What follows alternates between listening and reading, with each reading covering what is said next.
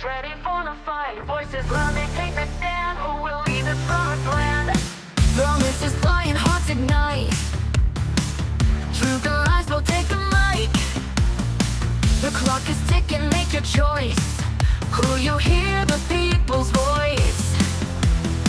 It's in the ballot, it's in your hand. The future's calling, take a stand. One vote, one dream, one destiny. Who will wear the crown in 2025? We'll see.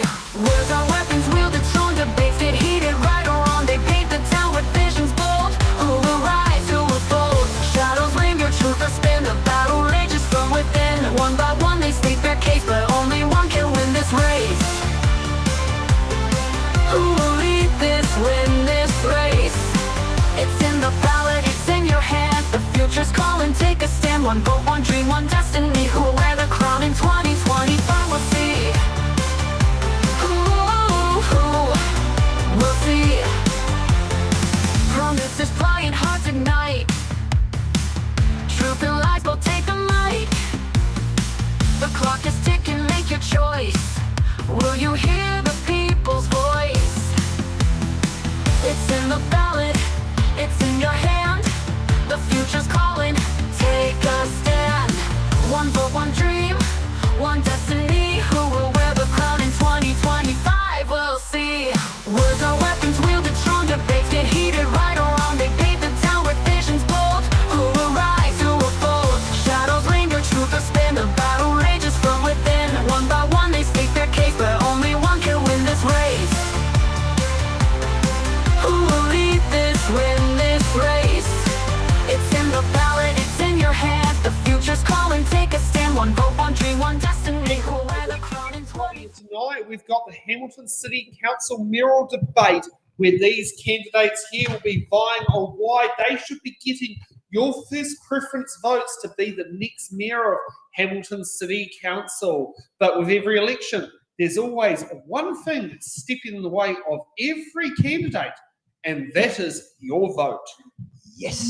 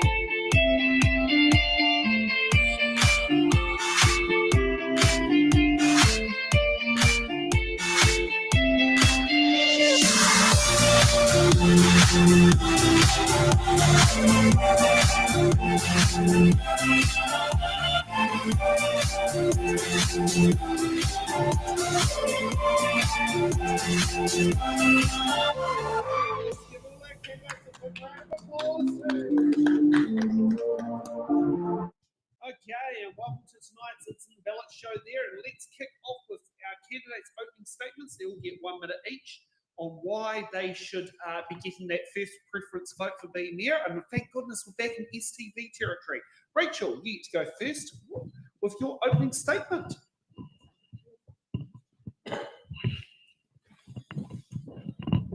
Oh, no, just stay seated in the seat. Otherwise, you're going to end up pulling out microphone cables all over the place.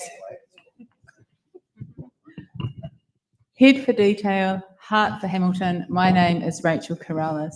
I am a Hambassador. This is the community that has shaped me and the community I now seek to serve. Hamilton is hurting. Rates, owners of commercial properties, business, rates and debt have skyrocketed, especially in a cost of living crisis. Ratepayers are not an ATM and debt used lazily becomes a trap. I've been a CEO for 8 years, a lawyer for 14, 10 of those representing city councils, and a director with over 2 decades of experience across a broad range of organisations. That's head. During COVID, as part of Koti Pacifica's response, I led my team from the front line, delivering food packages across Hamilton. I've seen the realities that shape our families' lives, and I carry that with me, and that's heart. I'm independent. I have no ties to any political parties. My only priority is Hamilton. I am not a politician. I'm here to deliver, and I have a track record of execution. Thank you. Okay, next up, John. Kia ora. I'm John McDonald, so I'm standing as a serious candidate on the east side and a less serious candidate for mayor. I've got involved in local body politics because I've seen too many cases where Hamilton City Council is providing promotional material instead of objective, informative material. I've got too many cases where council staff and often the councillors are exaggerating the benefits of various proposals and projects, and the downsides are hidden or absent.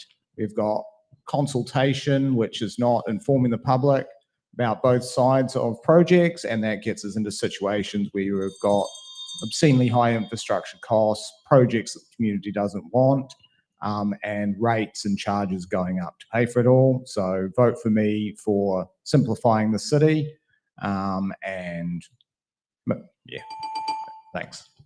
Okay, next up, Rudy. Right, I'm Rudy Deploy, and I'm a mayoral candidate for Hamilton. The reason why I am taking part in this election is because the situation is so desperate. We cannot just glance over it and excuse it, because we've got a city that has not been well managed. At the end of the day, when a city is not well managed, it is actually mismanaged. And that's what we have. We have a council that just spends your money as they want. The reason they do that is because it's your money and not their money. So for that reason, I will bring fiscal responsibility. We'll cut the rates, we'll bring them down, but it's a lot to do. And it's going to be a tough job. And because it's a tough job, that's why I'm signing up to do exactly that. Rudy Deploy, your mayoral candidate for Hamilton. Okay, next up, Guy.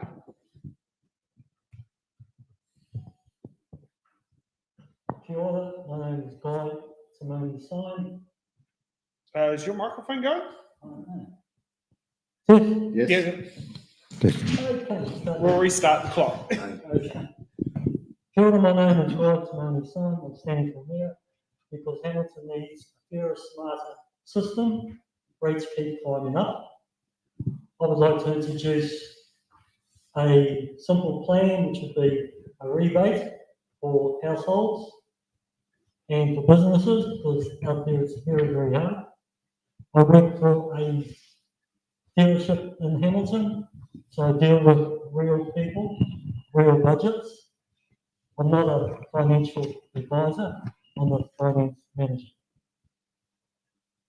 I would like to also say that I am not a political person or a career political person. I've never worked for the Hamilton City Council or any council.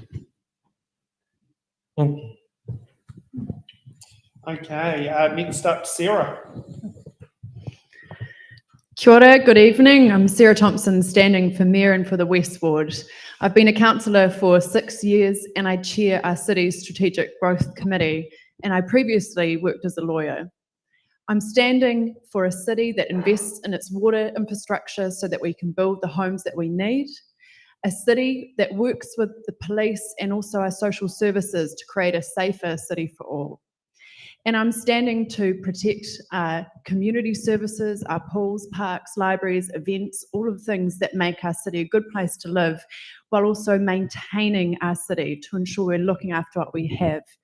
And importantly, a key focus for me will be ensuring our future rates rises are affordable through expanding our shared services, collaborating with other councils within the Waikato, and bringing services in-house where it can save us money and also improve the quality of the work that we do.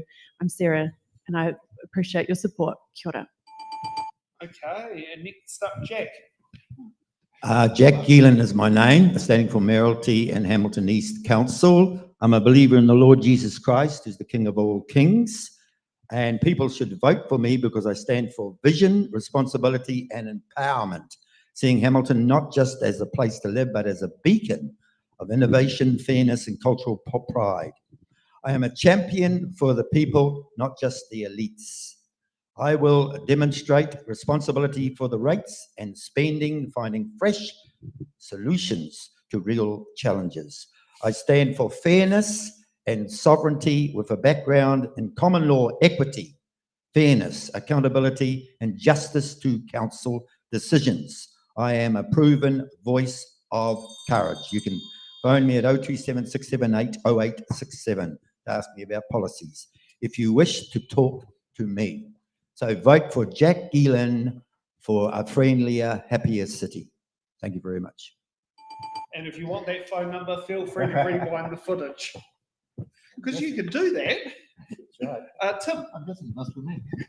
Kia ora tātou. My name is Tim McIndoe. For the last 18 months, I've been a city councillor in the East Ward. I was for 12 years DMP for Hamilton West up until 2020. So I guess I am a politician, but one of the things I love about local government is being liberated from party politics and being able to be truly independent and work across party lines or with other colleagues, which I think I've shown I'm able to do. Other candidates have already talked about how deeply in trouble our city is. We are heavily in debt. We have been spending well beyond our capacity to earn the revenue, and as a result, we are now in deep trouble. We have to rein things in, focus on our core priorities, stop wasting a lot of money, particularly on a lot of very unpopular roading projects, while protecting the core services and attractions that make our city lovely. We all value our zoo, our museum, our swimming pools, libraries, and so on. And we need to make sure that they're well protected while we rein in spending on the other things that at the moment are too expensive and not giving us value for money. Okay, thank you for that. Okay, let's get on to our fun part here where candidates will be answering the box questions. Now, because we are doing things on the smell of an oily rag, I am both being the role of Selwyn Too Good and Tenaka Kabushia tonight by sitting down there, and we'll also be opening up the boxes and doing that. So each candidate will pick a box number one by one.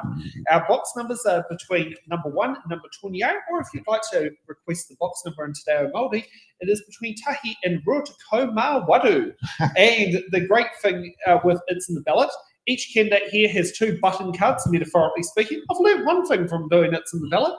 Whether you give them 2 cards in person or not, that's some try to keep guessing it. So I'll still be keeping a tally here on the sheet here, letting me know exactly who's using their button cards and that sort of thing there. And also each candidate gets 1 defer card. If they get a question they do not want to answer, they can always defer it to one of their fellow candidates. And with the random order sheet, Tim, you get to pick the first box number. What box number would you like? I'll go for 28. Go for 28, no Please. problem. Okay, so let's go for that. So box number 28, and we've got B for Bravo.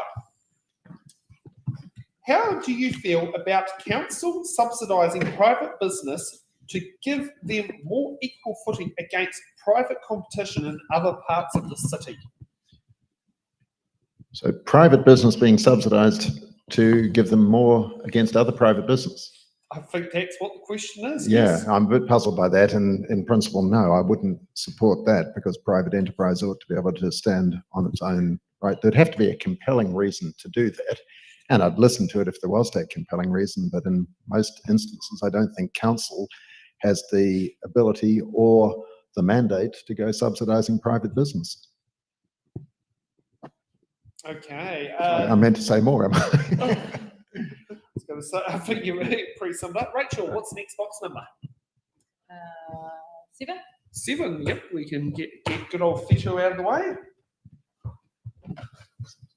Okay, we got W for the Waikato. I remember not to sit down there and use the phonetic alphabet for this one. How do you think we could increase youth participation in local elections?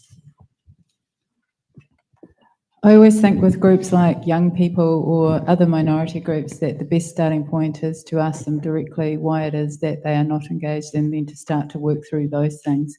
I think the best way from experience is actually to get those that these groups actually have established trust with to be asking the questions from the get-go. But at the same time, we obviously want to be building trust as council with young people and other groups. We need to meet people where they are. Do we have button from John? Am I able to answer that as well? Yep. Who do I start off with? Start off with John? Yep. Button from John? Yep, go ahead. We should be making it easier for young people to become homeowners earlier in their lives, and that would help with their increased interest in local body elections. That would involve keeping Hamilton affordable and a well-maintained city with good opportunities and a healthy culture and a pleasant environment. Young people might see more of a future here and invest in taking an interest in local government politics. Ironically, we can expect the new water company, if it's allowed to continue, to increase the interest of university students in local government issues.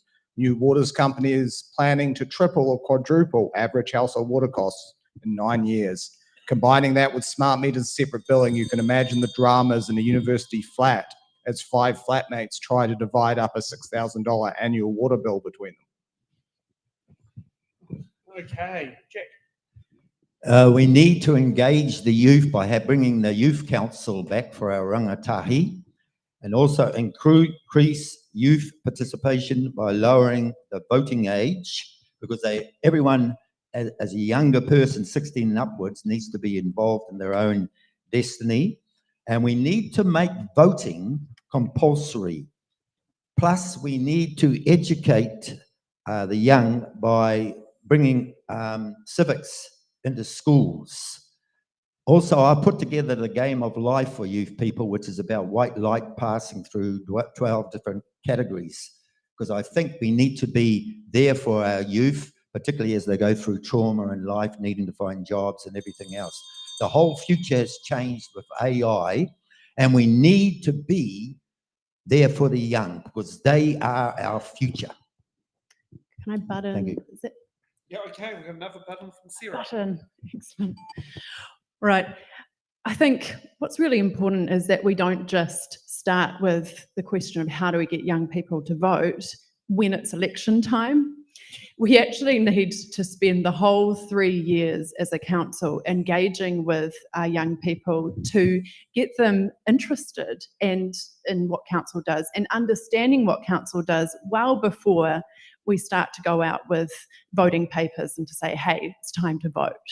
I went to Fairfield College recently and spoke with year 12 students there, and we talked about what our council does, and I asked them questions and they were able to ask me questions. I think this next council, we should actually, instead of waiting for government to come out with civics education, get our councillors to take turns to turn up to schools and speak with our year 12 and 13 students, and turn up to universities to work with the professors to actually get time in front of the students in relevant classes as well. And if you want to sit there and share this footage with any young people, feel free to share this on, as this show breaks all barriers by suddenly making itself available to voters, not just while you're watching live, but also right up until election day. Okay, Rudy, you get next box number. What would you like? All right, let's do 16. Oh, yes, the good old, what do you want, driver's license age? It was last year. Sorry? It was last year for me, 16. Okay, we got O for, was it octopus? Can you give an example of an out-of-the-box thinking you'd bring to the table, and how will that help the residents of the city? Can you give me the alphabet number? O for Oscar, or O for Okay. octopus. Okay. That's helpful. So out of the box is vital, in fact, for any leader to do. So my 10-year plan for Hamilton Lake is an out-of-box thinking situation. It's to make our city shine, because that's what out-of-box things will do. Picture in your mind a vibrant lakeside hub, pop-up markets, a floating stage for local artists, and eco-friendly boardwalks, all funded through tourism and sponsorships, not rates. This transforms our lake into a community heart, boosting pride, jobs, and tourism. As Mayor, I'll dream big, uniting Hamiltonians for an outstanding city that we all will love. Okay, Jack, what's the next box number? Oh, you about to do a button, Rachel? Can I do a button? Yeah, go do a cool, button thank before we you. move on. Yep. It's not actually out of the box thinking because it should already be like this, but it is around consultation and how we engage with our communities. If you look at the low voter turnout, less than 30% in the last cycle, and then also with the recent spike increases, the mood in the community, there is a massive trust issue that needs to be rebuilt as we move forward. And so consultation and how we engage with our communities is an absolute priority. We need to listen, we need to actively listen, genuine dialogue with mandate and with reciprocity and actual follow through. How will that help residents? It would help to build trust and also give real voice to our people throughout the term, not just during election time. Okay. Jack, what's the next box number? 2. So we've got good old Rua. Okay, we got F for Foxtrot. Is Hamilton big enough to consider a river ferry service as a transport method? Yes, we need to increase the traffic to Hamilton in terms of tourism by having riverboat journeys. That's one way we can. And also, I feel that tourism needs to be one of our main focuses, like you've got the gardens, also that people can come and see. And we need to attract more people and foot traffic to the CBD, which will increase the business flow. And but by having festivals and making it more attractive even to young people, and also highlight, you know, the Claudeland Showgrounds where they have venues and bringing acts into Hamilton. So this would make Hamilton a lot more attractive for the young people and older people too with tourism. Okay, Guy, what's the next box number? Number 1. Number 1. No problem. Okay, we've got S for Sierra. With several tertiary institutions here, what can be done to stem the brain drain? Can you repeat that? So it's on the screen, right? To your right. Can you see it? Yes. And also down here. Also over here. Sorry. S for Sierra. Or S for Sam. Oh, sorry.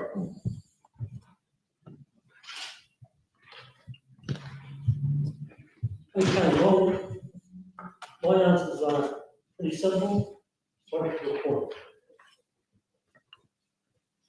Is your mic turned on? Yeah. Or borrow Rudy's mic just because that's, I've just had another message come through. You may need to borrow Rudy's mic. We'll restart the timer.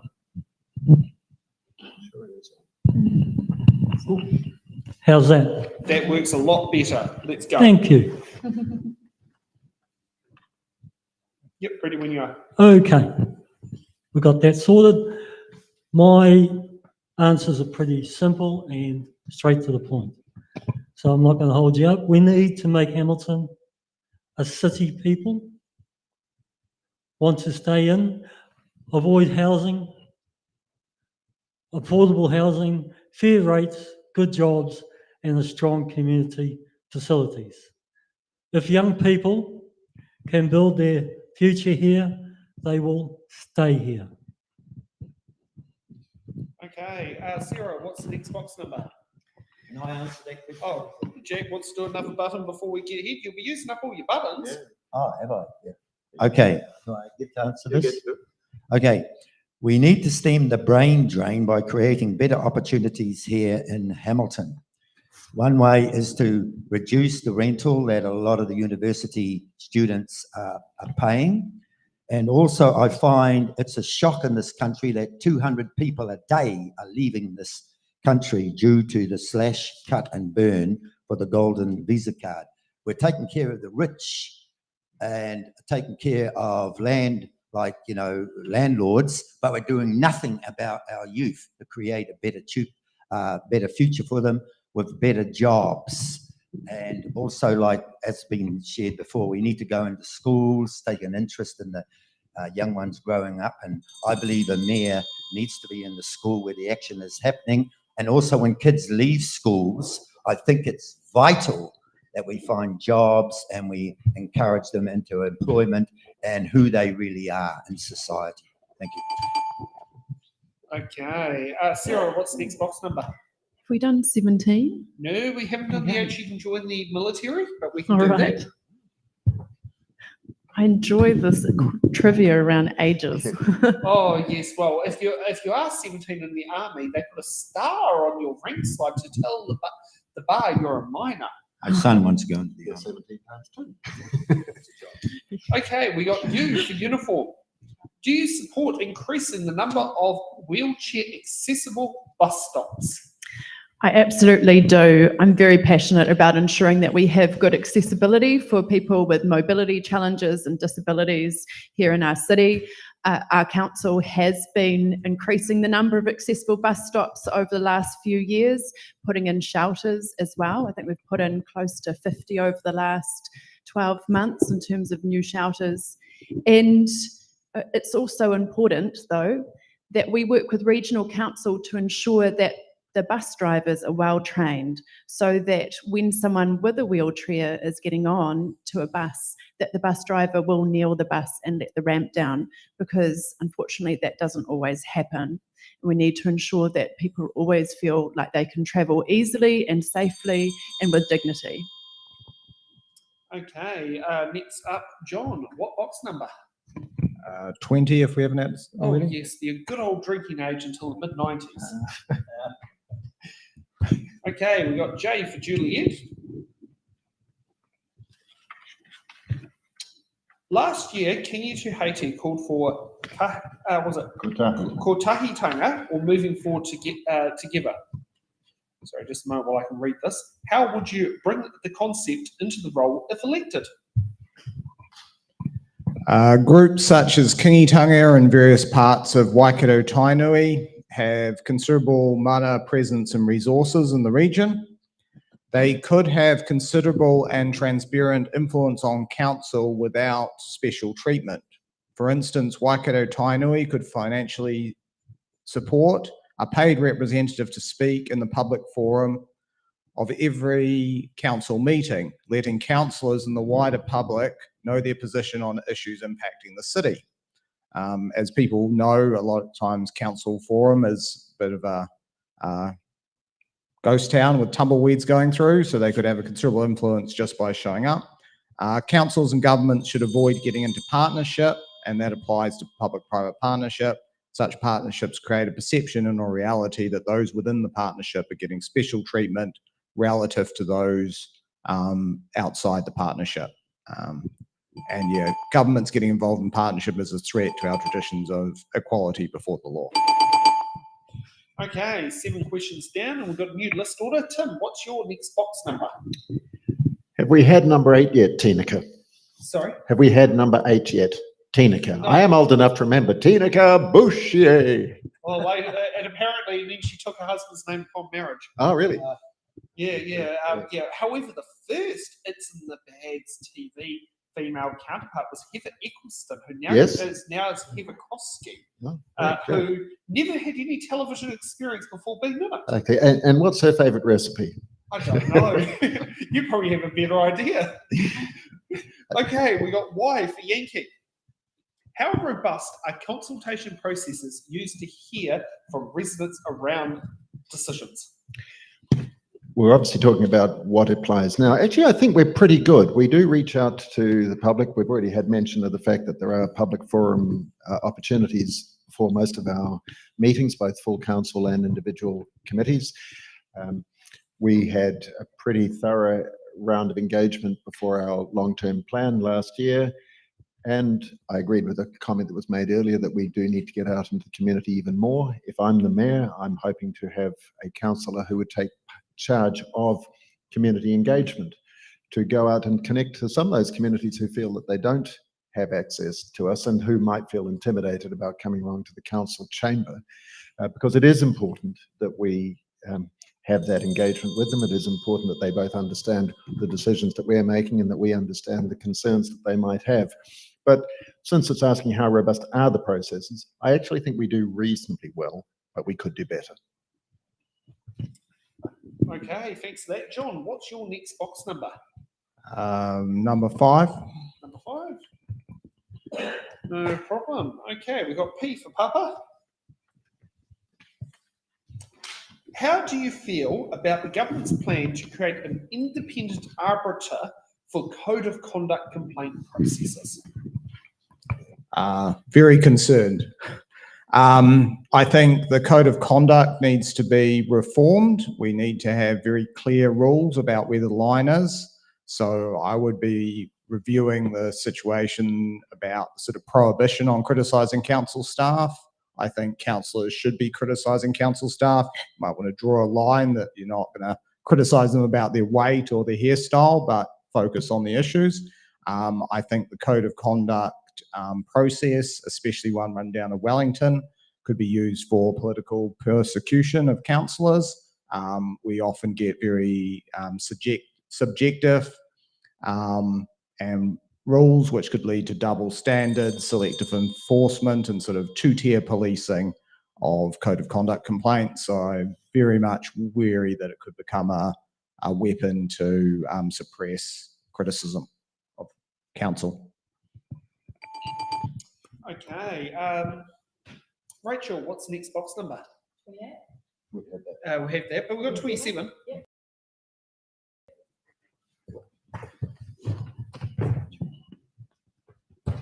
Okay, we got X for X-ray. Being in a position of authority, how do you feel about council making a stand on national and international issues? My view is that the council should speak when the local impact is clear, and all statements must be thoughtful and not for the sake of a performance. Okay, Sarah, what's the next box number? Have we done 24? No, we haven't, but we can do that one. The Excellent, age- thank you. Age of where, if you're on student allowance, you no longer need to have parental income mentioned. Oh, independence. For that one, yes. So yeah, mine will be quite like that. Could be like that for the Dawson. So we've got T for Tango. What should we do with the Captain Hamilton statue? Yeah. Right, good question.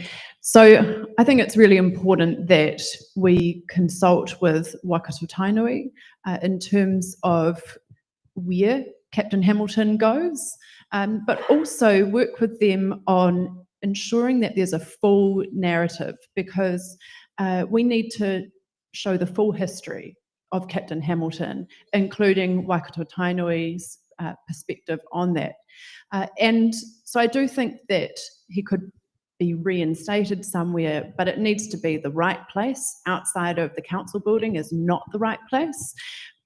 Outside the council building should be art that unites people, that inspires people, and brings people together. There will be I suspect, a suitable place, but yeah, genuine consultation on that is absolutely critical. Okay, Rudy, what's the next box number? Already been taken, but it's neighbour next door. 6 is still there. Yep. Okay, we'll do Iwa. Okay, so we've got AA for AA batteries. What can the council do to be more transparent with the public over its undertaking and decisions? Well, right now, council is often seen as operating behind closed doors, although it isn't, but it's the perception. People don't feel fully informed or involved in the decisions that are being made in council. We can change that by using electronic tools to communicate effectively with the public. That's how the world is going. And if we start now, we'll be able to engage with more and more people. Imagine live Q&A sessions, a simple dashboard, and even AI-driven updates that make council information clear and accessible to everybody. And that's the key. It has to be accessible to each and every citizen of our lovely city. Feels like we've got a button from John, followed by Sarah. I think improving transparency is one of the most important things in council. I've got a few ideas for that. The website needs a revamp. The search function needs to work so we could find the projects we're actually interested in. You often find what you're not looking for on there, and often you find something more concerning than what you're looking for.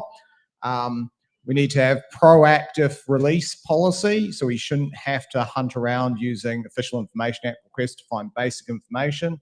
Council needs to put out less cartoon-heavy brochures and put some bullet points of key facts, how many speed bumps, how much it's going to cost, how long it's going to disrupt your road. Fully searchable PDF documents and council agendas, so we can search for keywords with hyperlinks to full project plans. An interactive online map of suburb by suburb spending on something like road resurfacing, and a rapidly updated, clear and easily searchable log of councillors' voting and attendance records at council meetings. God, it does sound like the books are about to be opened along with the website. Sarah? Yeah. Actually, there were some really good ideas in there that I agree with, including making it easier to search for things on our website, which right now can be challenging, but also, finding things within past agendas. Right now, you can't actually search for keywords within an agenda database to find something in a meeting, and it can be really difficult. Something else, though, I'd like to do is our long-term plan, which talks about what the council intends to spend money on over the next 10 years. It's really impenetrable. It's large, long, and a lot of it is accounting talk, and actually it doesn't break down when you look at, for example, our community services. How much do we spend on the zoo versus how much we spend on looking after FMG Stadium or looking after our sports parks? It doesn't have that breakdown. Instead, it talks about community services, personnel costs, professional costs. It just breaks it down in accounting speak with stuff that's not really meaningful to people. That's got to change. Gee, so we're not going to file the text data like how we do to the IRD. We're going to actually have our books nicely detailed. Gee, my accountant would absolutely love you. Jack, what's next box number? Z. We don't do, that's a letter, not a number. 10. Yep, we can do 10. Okay, we got N for November. Who is someone from within the community who you feel best exemplifies the positive attribute of the Waikato that deserves more recognition, and why? Recognition, like you mean community-wise, I think it would be someone who idealistically represents the community where it's really coming from. Like with me, with the people's voice, I think you've got to be there, walk a mile in people's shoes. So to me, it would be someone who exemplifies a heart for the people of Hamilton, who understands the homelessness, who understands the pain of suffering on the street and this sort of thing. So to me, it would be someone who's actually a youth advocate, someone who has the heart of Hamilton in mind. Yeah. Okay, next up, Guy, what's your next box number? 9. 9, and I think you're probably going to have to swap out. Oh, no, 9's been taken. Yeah, ready to 9. 11. Yep, we can take 11. That works perfectly. Okay, we got K for Kitty Kitty Doa. How can council work to How can candidates work to counter disinformation from other candidates or councillors? Good question. Maybe the best way is to counter misinformation with facts, transparency and calm communication. I rely on audited council reports and open dialogue, not rumours or spin. Voters deserve honesty. Okay, we are 14 questions down. We've got a new list order. Guy, what's your next box number? Because you're at the top of this list. Yeah. Yep. Wow. Feels special now. 24. 20, no, that's already been taken, but you know if it's neighbour of 25 or neighbour's 23. 23.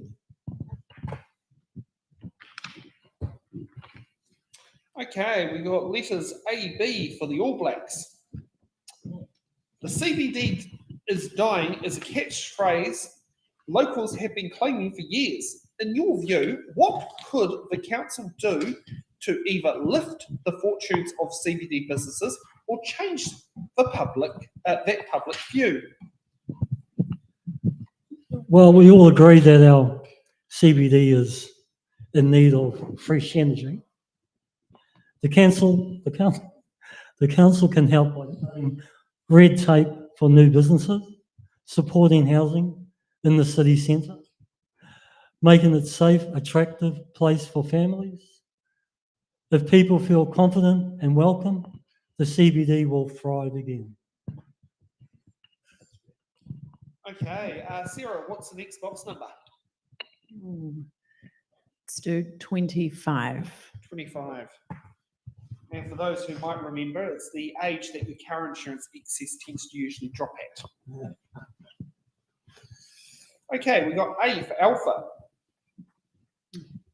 The loss of the Founders Theatre is one of the result of cutting ongoing maintenance budget over successive councils to keep rates low.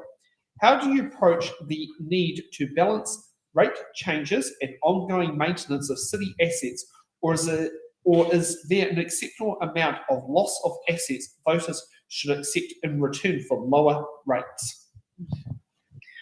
I think it's absolutely critical that we are maintaining our core infrastructure to begin with, ensuring that we repave our roads and reseal them in a timely way to ensure that they don't get further damage, and that costs more in the longer run, actually, if you don't do that in a timely way.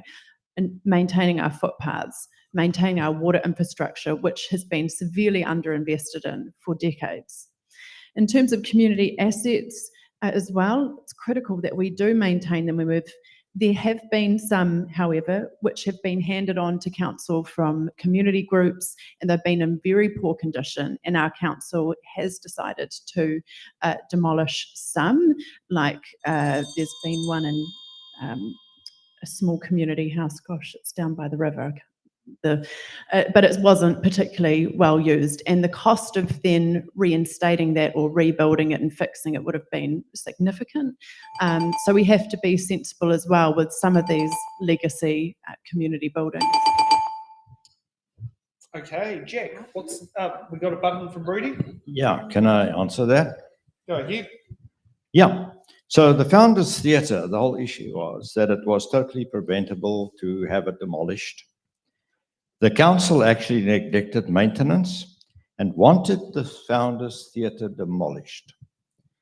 There was grandiose plans with the new regional theatre, and it was always seen that the Founders is the fly in the ointment. So they wanted it demolished because of a non-existent earthquake risk. In 2020, I begged to save the old girl, and it would have cost $2.9 million to do that, not the exaggerated 20 million that they had on the books. We can't sacrifice our cultural gems. So as mayor, I'll put an end to that. We will have really well thought out data before we just demolish stuff that are precious to our city. Okay, Jack, what's the next box number? 14. Yep, we can do 14. And actually, you could get the driver's license dad if you were a child of a farmer at one stage. Apparently. Not like I've seen it in a road code or anywhere. So it might have been pre-1973 when I saw a road code which it was when we went to metric. So we've got Q for Quebec. What are your views on the legislative inability to remove elected members whose actions bring the council into disrepute repeatedly? I think you'd have to study the facts to see in what area they were breaching the code of conduct or legislative areas, because I've always been a truther, and sometimes bringing out the truth might cause people to get upset and might cause the government, you know, particularly with hate speech and this sort of thing. I think there's two sides to every story. So I think legislative inability to remove elected members needs to be transparent and honest, because we need to know in what law have they breached and are they telling the truth according to their own conscience.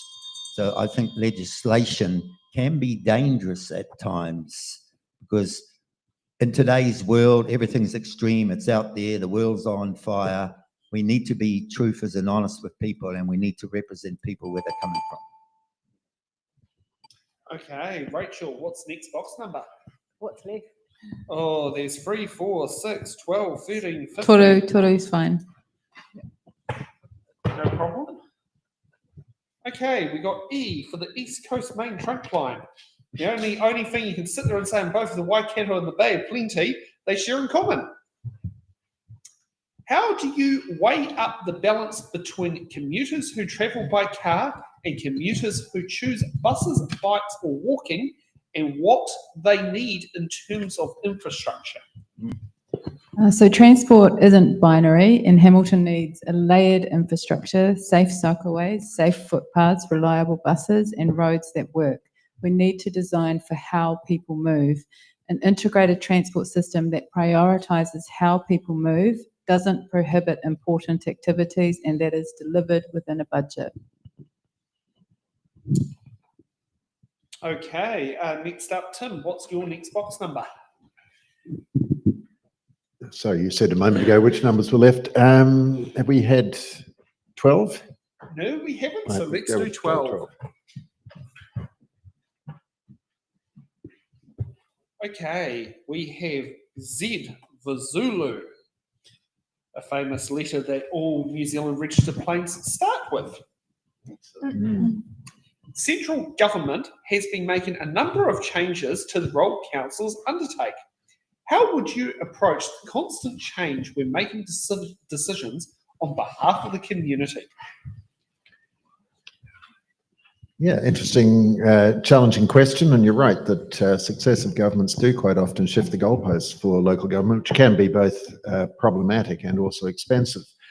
One of the things that springs to mind is we have what would appear to be the likelihood of the current government introducing rates capping, and there hasn't been a lot of discussion of that during the campaign, but there should be, because the implications of that are massive.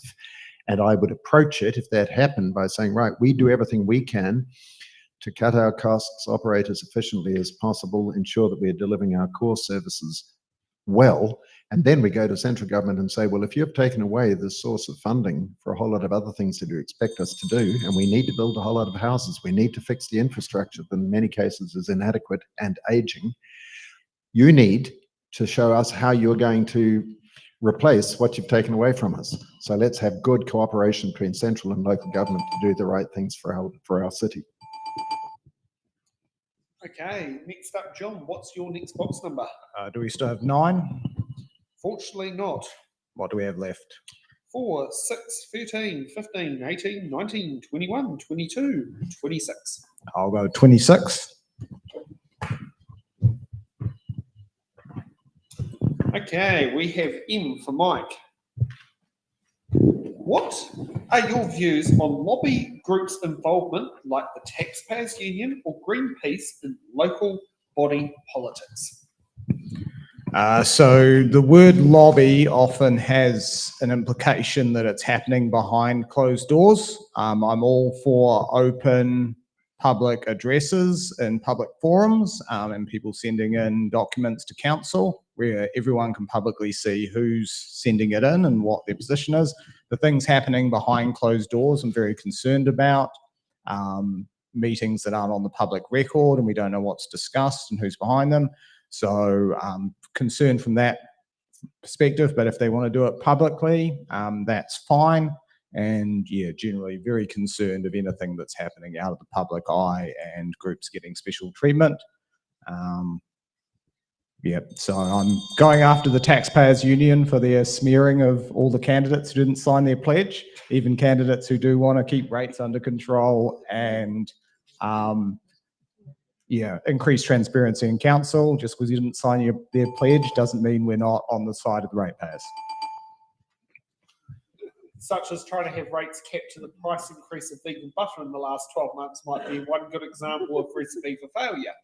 It hasn't even moved near, it's less than 50 cents for a block. Whereas our cow's milk counterpart has been ridiculous. Rudy, what's the next box number? All right, let's start off with 1, 2, 3, 4. You tell me which one I can get. You can get 4. Which one? 4. 4. Or if Oh, you want wow, to it used to be that age, hey, some time ago. Far.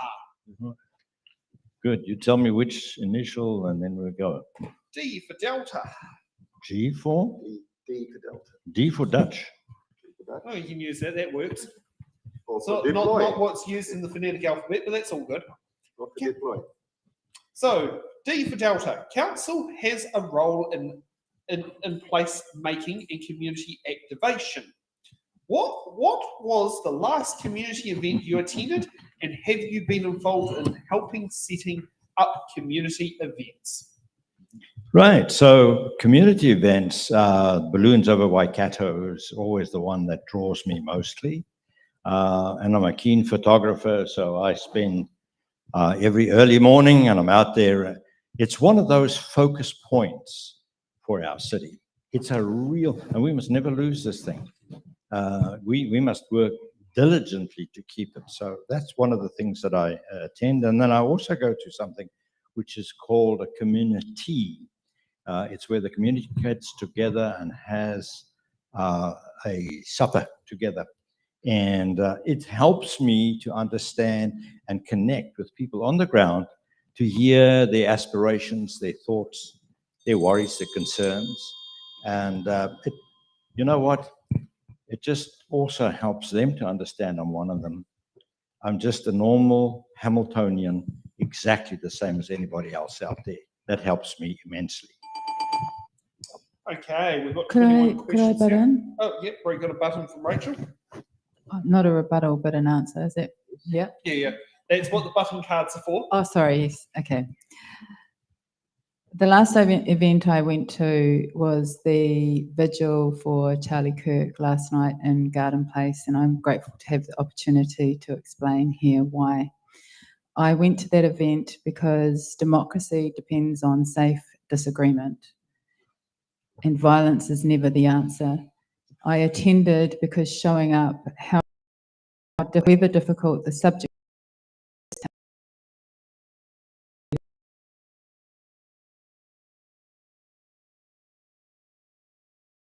event over suffrage day and pay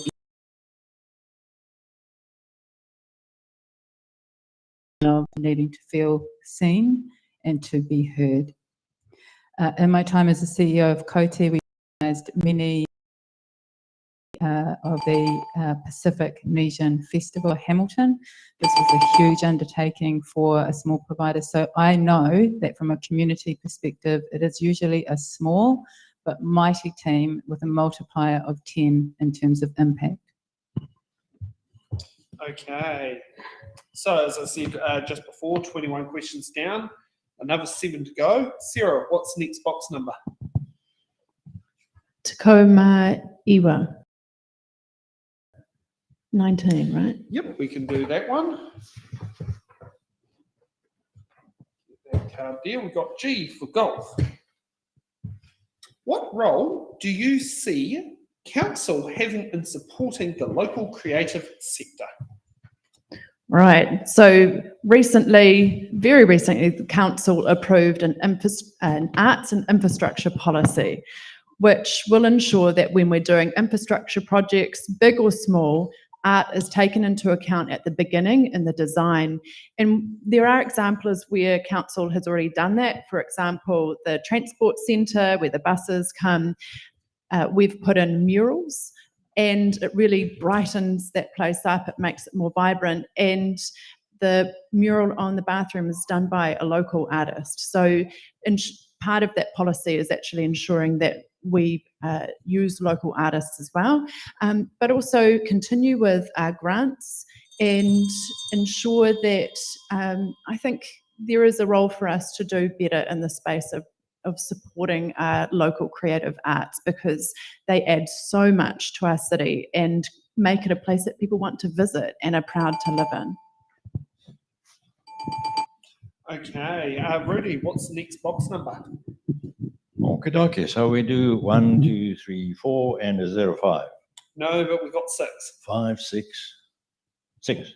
6 it is. Okay, we've got L for Lima. What are your views on political party involvement in local body politics? Oh, that's a good one. Political parties in local councils, they actually crush the independence of councillors. Councillors become party puppets, not free thinkers. I saw this in South Africa. Parties enforce discipline, which can curb misconduct. That's one thing that parties can do if it's on a party basis. But it stifles debate on issues like water fluoridation and a number of other things.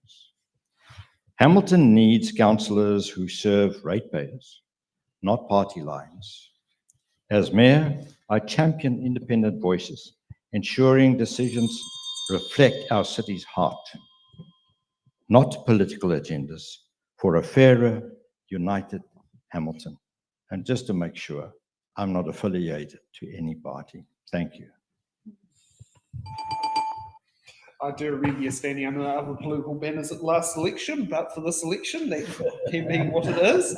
As long as we can send the resignation letters, I'm sure the voters will be happy. John, what's the next box number? What have you got left?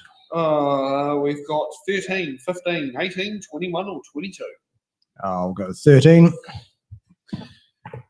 Okay. Okay, we've got, question I for Igloo.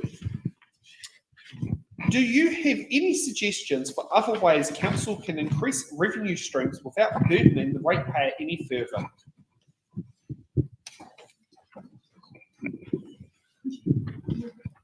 Glad I got that question. First, we can disband the new water company, and then we can sell water services to Waikato District Council and give them a better deal than they're currently getting from Watercare. The other idea for raising increased revenue is we need to look at public liability insurance. Does our chief executive have it? Does our senior management at council have it? Do our contractors and consultants have public liability insurance? With the amount of unwise spending, wrongdoing, project budget blowouts, blunders and rorts that have occurred in the last decade, public liability insurance claims could be a treasure trove of income for council. We can also look at reclaiming GST from central government and charging rates on central government. And I also think we need to look at funding more of the city's activities by donations, and therefore we can avoid sending more tax money down to Wellington. Rebuttal. You mean a button? Well, what's the other one? Defer. I see. Oh, we don't have a rebuttal. But Okay. you can use a button card. You've No, got a I've already button used card. my button. I've used But two you get two of buttons. them. I've used both. If I'd use them up, Very if nice. you don't have any questions left, I'd use it if you've got something to say. That's all right. Okay, Guy, what's the next box number? 17. No, that's already been taken, but you can take its neighbour, 18, the voting age. 18. Okay, we got R for Romeo. When was the last time you used public transport or a cycle lane in Hamilton? I'd like to defer that one. Which candidate would you like to defer that question to? Tim. Get the extra answer there, Tim. Okay, I actually finally got to go on to Huia about 2 months ago, which I'd been wanting to go on for a very long time, but it never really worked for me. There's no particular reason to, but I enjoyed going up to Auckland with my wife early one morning. And also, I'm an occasional user of the buses. Fortunately, there's a bus stop quite close to our home, and it's very convenient when I'm able to use it. And particularly last year when I had an operation and I wasn't able to drive for a few weeks, it was really handy to have the access to the bus service. Okay, Jack, what's the next box number? What have we got there? Do you want the old driver's license age of 15, the old voting age of 21, or my birthday at 22? 22. Okay. And you've got a little bit of a head start. You've got a month to get the card, put the card in the post. Okay, we've got C for Charlie. How do you feel about the continuation of Manga Māori representation in committees alongside the Kirikiriroa Māori ward councillors? I'm in favour of that, so long as it's defined by not the trickle up, but the trickle down. Because with Kaingaroa, in terms of the housing and so forth, have they put the housing in place for their own people? So because I was with Alex Phillips and Mana Ariki Marae many years ago, we used to have visions of the Madonna, and it was told me that unless the iwis unite together for the future, there was going to be so much suicide, so much family destruction. This is what's happening now, that all the tribes have to come together. We have to have the leaders, the Maori people, being able to present participatory democracy. But I think as a multicultural liaison officer representing all cultures, this is something that applies not just to Maori people, but all cultures together. It's time to unite New Zealand as one and represent participatory democracy, Maori, non-Maori, all together. Thank you. Okay. Rachel, what's the next box number? Whatever's the highest that you've got left. So the voting age when my grandma first voted in 1949. 21. 21. And she's never voted under her maiden name either, because she got married the same year. Which, if you think about that now, that's very unheard of. Okay, we got H for hotel. No, H for Hamilton. What is your favourite local artist, visual arts, musician, filmmaker, writer, etc., and why? I admire many artists, but the artists that I admire most are those that help people feel seen, heard, and valued. Okay, Tim, you got a choice of one box number, the old driver's license age of 15. What box number would you like? Well, thank you, Selwyn. As I got my driver's license when I was 15, let's go with that one. Thank you for joining the club on that one. I also was a 15-year-old person getting the driver's license. I was so small, I think I looked through the steering wheel, not over it. Oh no, I've always looked over it for me, but you know, these are the tall genes in the family. We got V for violin. Now, it's been in place for a while. What are your thoughts on the visitor fee for Hamilton Gardens? It's been an outstanding success, as I was confident it would be. I'm sorry we didn't do it earlier. It's absolutely crazy that we have wealthy tourists coming in from overseas who for a very long time got in for nothing, and they were subsidised by the Hamilton ratepayer, who has been paying all of the maintenance and development costs. We have outstanding gardens in Hamilton. We can all be so proud of them. We want to continue developing them. This is a very logical way of ensuring that the funding is there for that. And even at $20, which is the current rate for people outside Hamilton, Hamilton ratepayers don't pay that way because they are still paying through their rates. It's a drop in the bucket for a lot of them. Many American tourists would say it's probably the cost of a price of a packet of chewing gum. One thing I would like to develop further, because I actually think that the cost could go up and should do if we want to continue developing gardens, is introducing a combo package to give people the option to get a cheaper deal for the zoo and our gardens to ensure they go to both attractions, because we have one of the finest zoos in the Southern Hemisphere and we need to promote it as well. And I might be ending up at Hamilton Zoo before I end up at the Wellington Zoo, which is in the suburb I actually live in. But I'll be honest, I haven't been there since I was 15. I live very near to the zoo and I enjoy hearing the monkeys. Okay, we're going to take a 10-minute break, and then afterwards we'll get back for hard-hitting questions.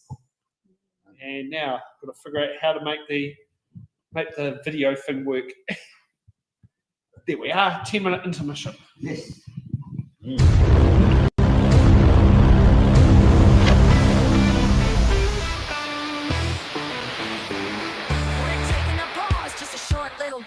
Stretch out your legs, you don't need a leader. The live stream will be back, so don't go too far. But for now you can wander wherever you are. Intermissions aren't really a thing anymore, but we think they're cool, a tradition to adore. A moment to breathe, have a laugh, maybe chat. There's magic in breaks, and we're keeping that. Head to the lobby, I mean your kitchen with glee, for snacks that are tasty and drinks. Fill up your plate, pour a glass, take your time, then come back refreshed, we'll resume on a dime.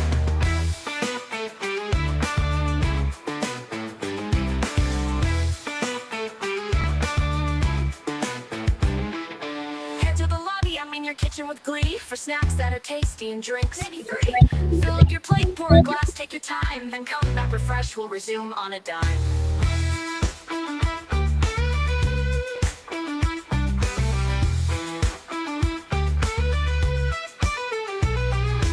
Into the lobby, I mean your kitchen with glee, for snacks that are tasty and drinks. Fill up your plate, pour a glass, take your time, then come back refreshed, we'll resume on a dime. I mean your kitchen with glee, for snacks that are tasty and drinks. Fill up your plate, pour a glass, take your time, then come back refreshed, we'll resume on a dime.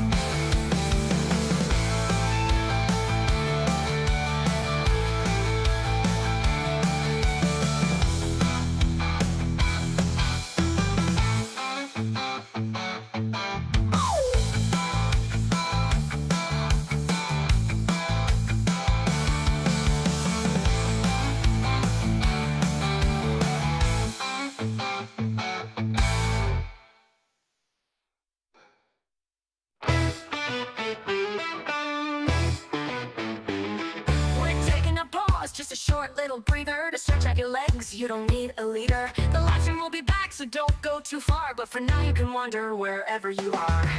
Intermissions aren't really a thing anymore, but we think they're cool, a tradition to adore. A moment to breathe, have a laugh, maybe chat. There's magic in breaks, and we're keeping that. Head to the lobby, I mean your kitchen with glee, for snacks that are tasty and drinks. Fill up your plate, pour a glass, take your time, then come back refreshed, we'll resume on a dime.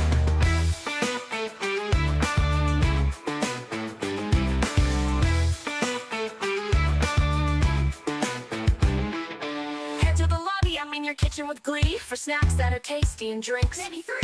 Fill up your plate, pour a glass, take your time, then come back refreshed, we'll resume on a dime.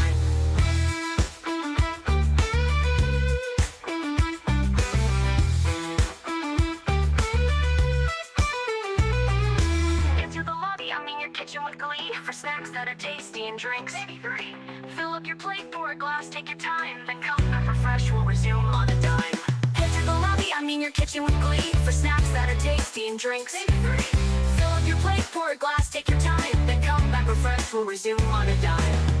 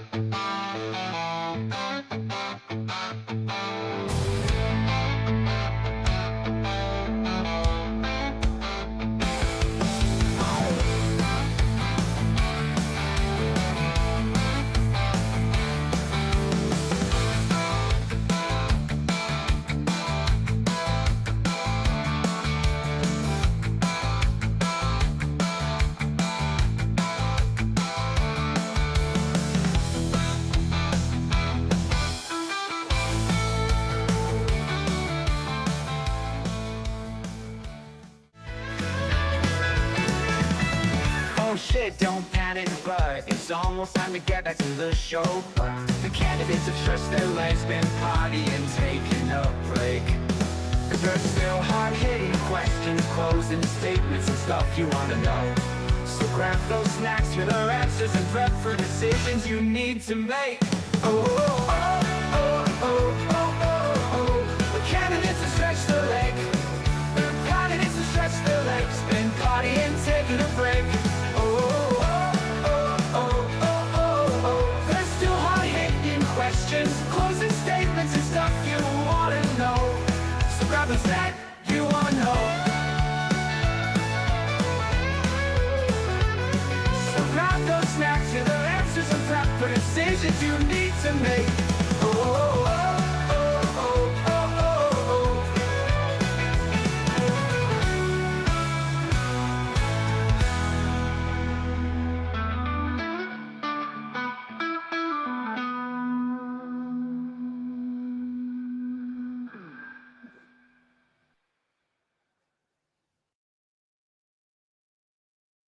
Okay, ready to roll.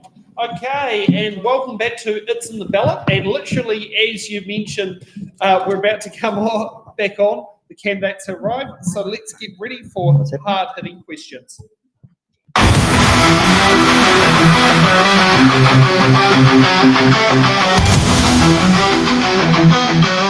Hard-hitting questions. We're not gonna make the money. What does a question?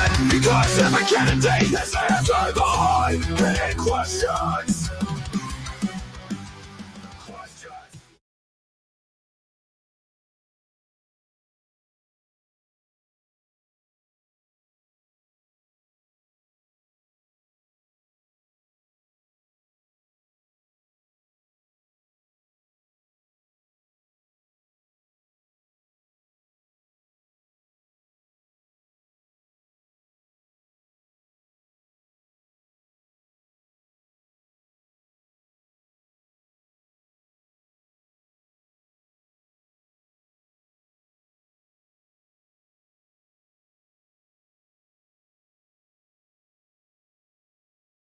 Territorial authorities for the Waikato region. And the lesson from that around emergency planning is that emergency planning must still be local. It must honour local knowledge, protect vulnerable groups and respond to lived realities. It can't just be a bureaucratic model led from Wellington. So those are my thoughts on the emergency management bill before government. Thank you. Can I also answer that? You will be answering. Yeah, and funny enough, you're next. Okay, to replace civil defence emergency, we have 4 R's. We have risk management, readiness, response, and recovery. We've also got greater roles and responsibilities, local authorities, Maori involvement, and community engagement. So when there's a civil defence problem like flooding or whatever, everyone needs to be involved. The community's involved, the local authorities, police are involved. So this emergency response is a brilliant idea. Thank you. Okay, Tim. Yeah, look, I agreed with what Rachel said before, so I'll just echo those comments and add that the preamble to this question says that currently new housing subdivisions are not required to make housing accessible to the front door. That's hard-hitting question number 2. Oh, is that? I beg your pardon. I'm so sorry. I thought, all right, okay, Hard-hitting well, question number 1. right, okay. I saw the bit that wasn't bothered. I'm sorry. Well, I've used it most of the time. We'll restart. No, well, I have already echoed Rachel's comments, and I apologise for that mistake. Not my finest moment, but we're all allowed a few whoopsies during the campaign. And I must admit, I am not familiar with all of the ins and outs of the bill, so I'm just going to leave it at that. And that's an epic fail on that question. Sorry. At least you're honest. Yeah, that was one of my worst moments. Sorry. John. I've been following select committees quite closely for the last year about local government issues and didn't see this one come up, but it hasn't reached select committee yet. It's not a draft bill. It's just a consultation done a few months back by Civil Defence, which is now rebranded National Emergency Management Agency, or NEMA. So it's still quite vague. I usually criticise these things and get into the details once there are clear bills and clauses. So a lot of this is fairly, vague, enable higher minimum standards of emergency management and minimise disruption to essential services. They talk about Arise having more involvement, which is fair enough if they're going to be a safe site during an emergency. My concerns would be things like whole of society approach, which can be code word for a lot of group things going to be happening. And I also have concerns about the ensure agencies have the right powers available, and what are those powers and what are the details there. I'd have concerns about when the details come out with that. Okay, Guy.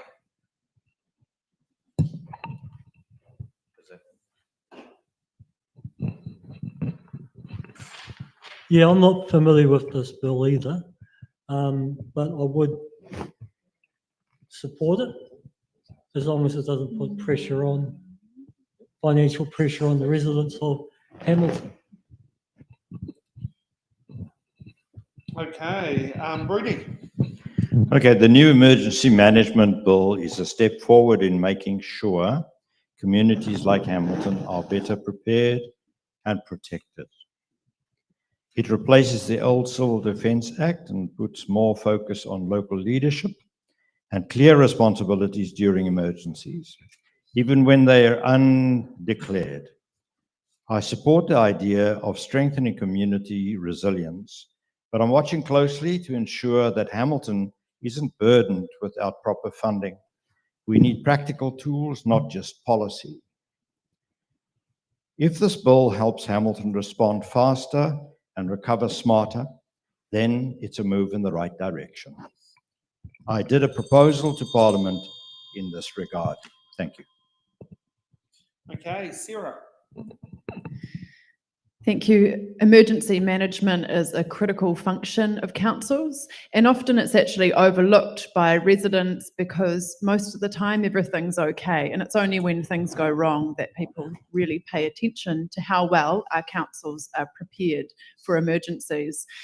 The bill is about clarifying responsibilities and also clarifying the role of community and iwi as well, which I think is really important. What's also important is that as a council, we don't overlook this as a core part of our business. In the last term, we have funded a generator at Claudelands to ensure that there will be power at one of our key gathering points, because we need to have gathering points that are able to host people on both sides of the river in case something happens to one of our bridges. We've also funded other work to help our communities prepare better. Okay, let's get on to hard-hitting question number 2. Currently, new housing subdivisions are not required to make housing accessible to the front door for disabled users such as wheelchairs.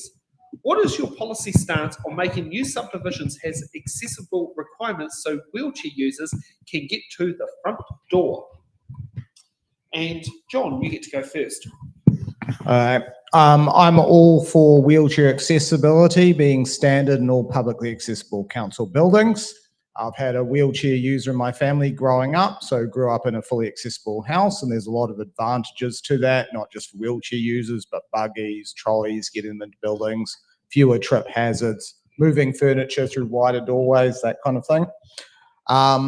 Given the aging population and that a number of governments around the world are engaged in mass debilitation activities, it would be wise for developers to invest in building more accessible homes as a matter of course. However, I'm for leading by example instead of leading by using government powers for coercion. This is also a private property rights issue. A man's home is his castle, and if that man wants a moat and a drawbridge or a few steps on the way to his front door, that man has that right. Okay, Rudy.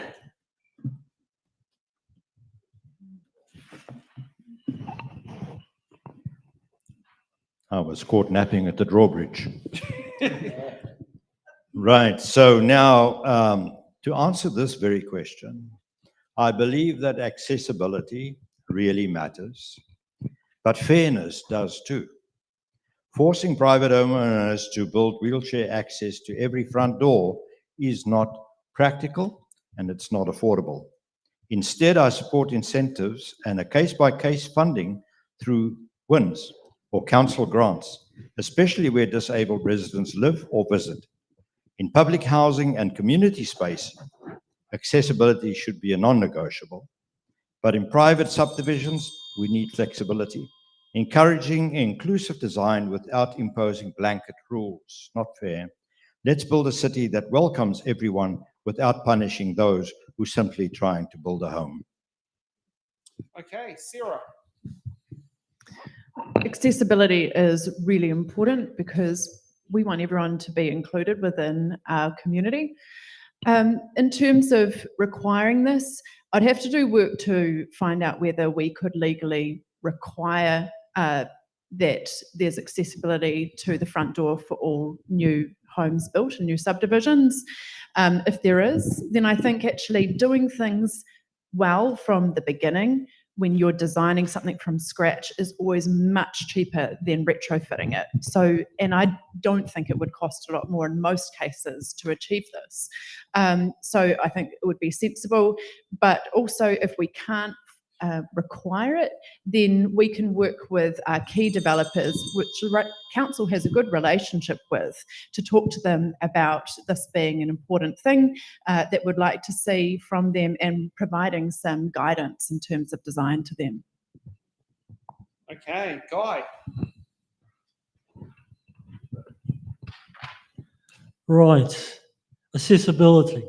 Good question. It's about fairness. Everyone should be able to knock on the front door, whether they use a wheelchair, a walker, or a stroller. I support setting sensible, accessible requirements for new subdivisions. So we build communities for all Hamiltonians. Done right, this doesn't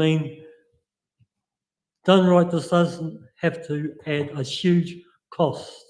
It means smarter design from the start. Okay, Jack. Accessibility to me is vital, not only for disabled people, but for people with walkers. I notice we have a problem at crossings too, because disabled people have been killed in this city. That happened just last year. And I think we need a safer driving campaign that applies to everyone, because I see crashed cars in this city, and people don't show consideration towards one another anymore. They don't indicate we have dangerous drivers on our roads. So I think it's high time we reduce the traveling speed that cars go at. And I think with speed bumps and access to buses and this sort of thing, I think that's vital also. We have a driving problem in this city. There needs to be accessibility, and drivers need to slow down. Thank you. Okay, next up, Rachel. It's my understanding that there has been reasonable debate and advocacy with some longevity around universal design standards, including this particular issue. My position is simple. Design standards must reflect real life, and accessibility should be inclusive. Okay, Tim. I'm sorry. Oh, thank you. It's definitely desirable and to be encouraged wherever possible. I agree with some of the other speakers who said it may not always be feasible, perhaps because of the topography of the land and that sort of thing, but where possible, definitely we should be trying to encourage it. And in particular, we should expect it of social housing providers. And if you, for instance, take into consideration Kayunga Ora as a major state house provider, many of their tenants are often people with disabilities. We should do everything that we can to encourage them, and go much further than just enabling the wheelchair user to get to the front door, but actually ensuring that within the house itself, or the flat unit, whatever it is, that becomes accessible by lowering cupboards, by ensuring that shower door handles are able to be opened easily. Some of these things can be done at virtually no extra cost, and they just aren't thought of. So we need to be providing all the encouragement and awareness of the needs of our disabled people to ensure that they can live independently, which many can't for simple reasons such as shower doors being too high or whatever. And for those who are wondering, my friend Tony, as any of you may know, Tony is the one who puts us up every time we do it in the Ballot in Hamilton. He's in a wheelchair. And talking to GJ Gardeners, the cost to make it accessible is no different to having a step put in between the road and the house. Yes. And that particular aspect, so there's no extra cost for that one on a flat housing subdivision, just to put some context there. Now, if it was Wellington City, such as Newtown, where I live, next to the zoo, yes, that would be quite expensive. As you can guess, it would have the zigzag going up the hill. But yes, yeah, topography, yeah, and it's a, it's a good example in there. Okay, so let's get on to hard-hitting question number 3. Okay, what is your position on retaining Hamilton City Council's Kirikiriroa Māori Ward and the Waikato Regional Council's Ngā Tai Ke Utu Māori constituency? And why do you hold that position? And Tim, you get to go first. Okay, well, we're being asked this question a lot in the campaign, and the first thing I want to point out is we won't make that decision, the voters will. And we will respect and abide by whatever decision is made on the continuation of Maori wards. The second thing is I am on record of holding a very strong view that there should be no wards whatsoever. So not just not a Maori ward, but not an East ward or a West ward, for the very clear reason that I believe our current system is fundamentally undemocratic. And in fact, Maori are currently most discriminated against in this way because they can only elect 3 of the 15 people who sit around the Hamilton City Council and make big decisions on their behalf, including how their rates are spent. There's an old maxim, no taxation without representation.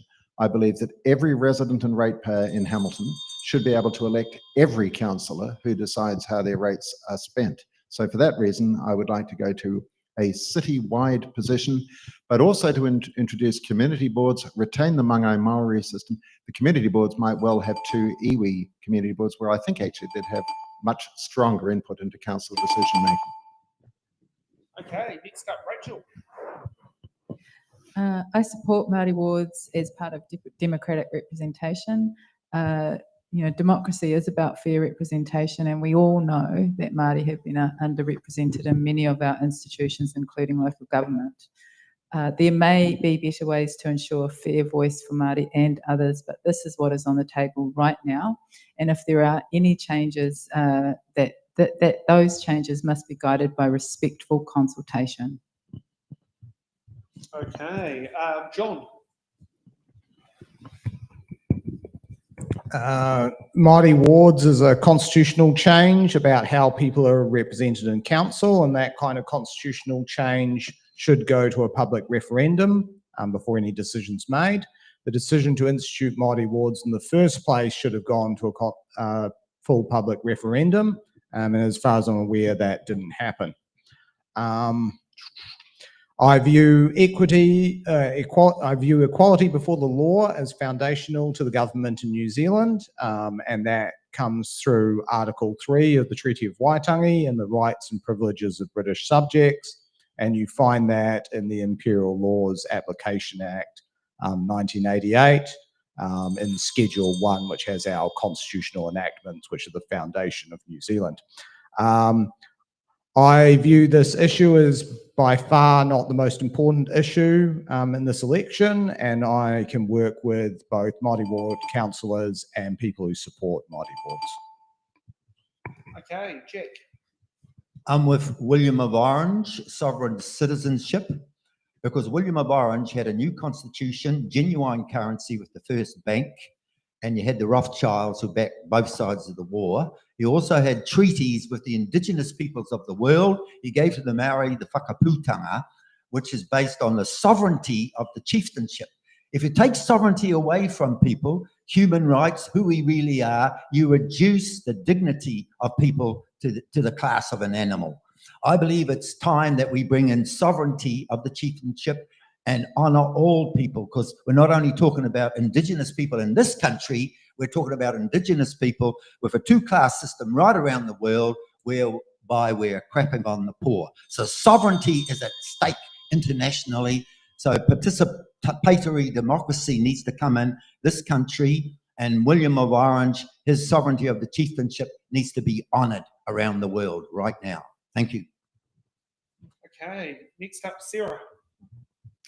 Since the establishment of the Hamilton Borough Council, which then became the Hamilton City Council, 4 Māori councillors were elected prior to us establishing Māori wards. I think Māori wards are critical for ensuring Māori are represented at the decision-making table.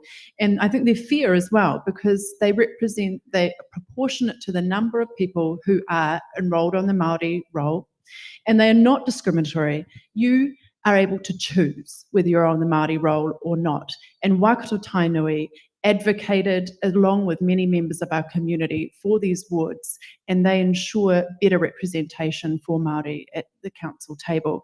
I also disagree with Tim around the idea of community boards. Hamilton isn't of the size or topography that requires them, and they cost a lot of money to run. And we've looked into them, and for the very reason of that cost, we did not pursue it further. Okay, next up, Rudy. Right, so I might as well have the cat amongst the pigeons. I oppose the Maori wards for a very simple reason. I come from a society where racial segregation was an issue. It was the way of living. It was the way that governments ran. It's the way that departments ran, and there was forever a racial divide. So I fought against all this sort of nonsense back in South Africa, and I escaped the tyranny of that race-based type of government. Now, I know this type of thing fractures our one nation into ethnic silos, undermining merit and equal citizenship under the treaty, Article 3. Hamilton's council should unite us as Hamiltonians, not appoint extra voices by ethnicity. As mayor, I will not want to see this because, okay, sorry, bye-bye. Okay, next up, Guy. Yeah. Okay, so there's a referendum. All I can say is I voted yes. The rest is all up to you. Let's keep Maori wards, that's all I can say. Okay, it's that time of night where we get to have the candidates give their closing statements of why they should be getting your #1 vote to become the next mayor of Hamilton City Council. Guy, you get to kick off first with your closing statements. You have 1 minute. Okay. Vote for that guy. First of all, I took on this journey and I've learned so much from the candidates, from the current council. The current council candidates, they have such a big job. I didn't realise how big it was. I take my hat off to them. And now they want to do it all over again. You need to think about that when you're voting as well. What I can bring is my knowledge in how the process works and due diligence. That's what I can bring to the party. So well done, team. Okay, next up, John.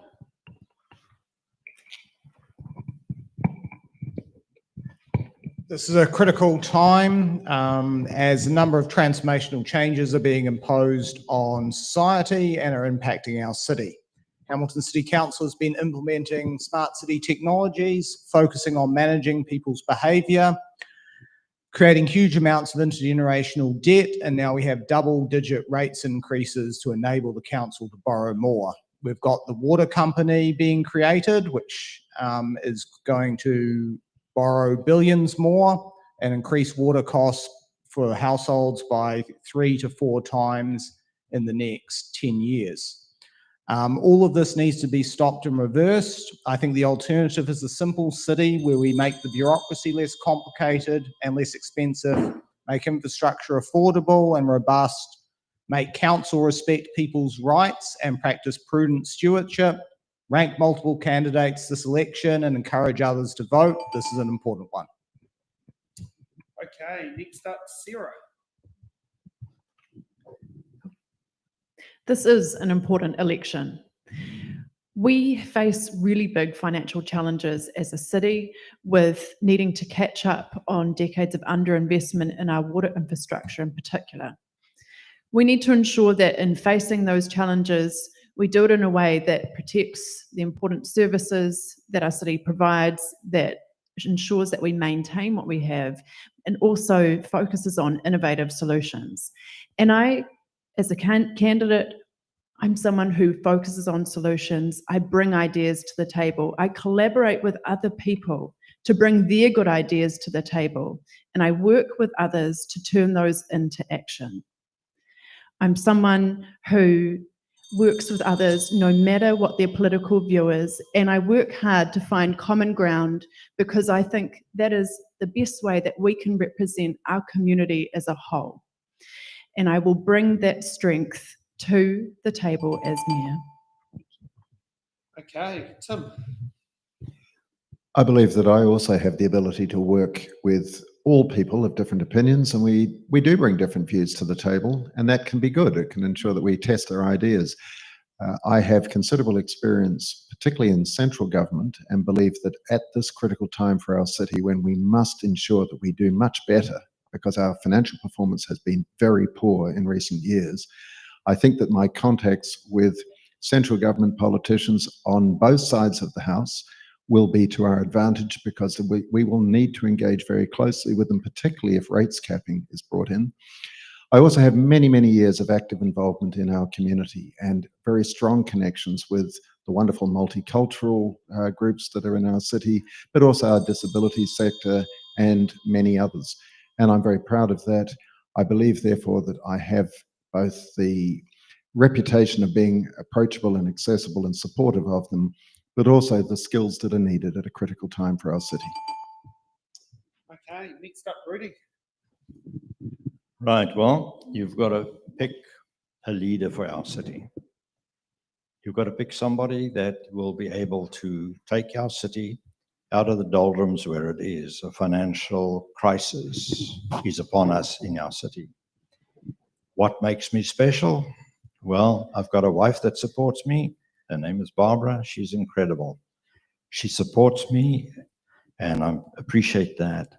Other things that I've done, I've studied law at Waikato, contract law, constitutional law, and I know my way around councils because I've spent 8 years as a councillor in another city council.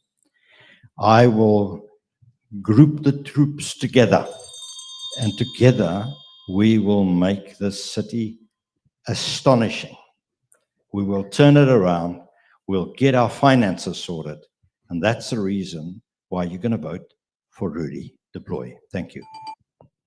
Okay, next up, Rachel. When you vote for the people that will make decisions for you, your families, your homes, your future. You should know who you are voting for. Please do not do yourself and your communities a disservice by voting for simply a familiar face. Do your research. Ask yourself, what has this candidate delivered? Choose carefully. 3, the number of sons I have. 9, the number of children in my family. I'm the eldest. 14, the number of years I spent practicing law. Hundreds, the number of council files I have read before providing advice on risk and liability. Millions, the number of dollars I've raised for community projects. 190,000, about the number of Hamiltonians in need of change. Radical change is needed right now. Change is not a catchphrase, it's an active process that endures. I am that change. Vote for Corrales. Jack. Vote for Jack Geelan, father, mother, protector of the city. I serve the King of all kings, the Lord Jesus Christ, and community groups with the people's vision. What skills and experience do I bring to the table? I bring community visioning, polishing Hamilton as a New Jerusalem diamond until it shines forth, bringing people together across cultural, social, and economic lines. I promote public engagement, listening to and involving citizens, and shaping decisions using listening posts, ensuring transparency and accountability. Grounded like steel, flowing with the wind, with listening posts, creative energy, uniting Hamilton together. So a vote for Jack Geelan is a vote for uniting Hamilton together, the people's voice. And we need to be transparent and honestly with our future. Thank you very much. Okay. And just a little fun part, I haven't done this speech in a very long time because it's been a long time since I've been in the STV election. But when it comes to voting, please don't just look at when it comes to your number one preference vote, but where your second, your third, and your fourth preference votes and go all down. Because this election, whoever ends up on top, the decision will be decided by, by second, third, fourth, fifth, sixth preferences, all the way up to 11. Not sure if 12 is going to make any difference because someone has to be eliminated somewhere along the process. So when it comes to voting, make sure you sit down there and think who you'd want to have on the voting paper and make the best use of your ranking selections to get the best possible outcome when it comes to voting. In order to be the winner or be the Mayor of Hamilton, on the final iteration, the candidate has to have at least 50% of the vote plus one. So make sure you get those preferences out when it comes to voting. Can I say thank you to our candidates for putting their feet to the It's in the Ballot fire? You've definitely made today a lot more enjoyable than our earlier starts. So that's all right. Can I thank our audience for participating and being here tonight? Can I also thank my camera person for jumping on the cameras at the last minute and making it all work. And can I also thank Henry for being our remote editor for pulling off all the chirons, the names and all that remotely. And thank the rest of the It's in the Ballot team for the little bits they've done to sit there and pull everything off. We'll be back here tomorrow for Hamilton East. We've got a double debate, so there's part 1 and part 2 at both 1 p.m. and 4 p.m. Let's look forward to seeing you all then. Have a good evening. Thank you. Thank you.